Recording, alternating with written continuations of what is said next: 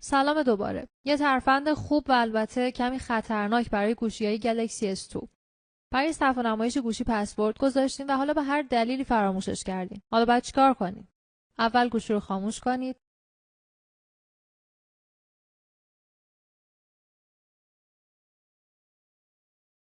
حالا انگشت خودتون رو روی کلیدهای کم و زیاد صدا که کنار گوشی هست نگه دارید.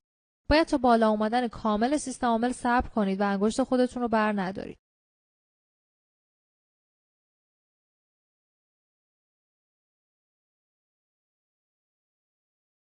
اوکی. حالا میتونید گزینه‌های مختلف رو ببینید. با همون کلید کم و زیاد صدا میتونید روی گزینه‌ها حرکت کنید و انتخابش کنید. Reboot System Now، Apply Update from External Storage، همینطور گزینه Factory Reset رو هم دارید. ما گزینه اول رو انتخاب میکنیم. کلید هوم رو از پایین صفحه فشار میدیم و بعد کلید روشن و خاموش رو میزنیم. گوشی مجدد راه اندازی میشه و بدون پسورد میاد بالا. حواستون به سوء استفاده‌های احتمالی از گوشیتون باشه. به روز باشید و بدونید که چاره همراه شما میمونه.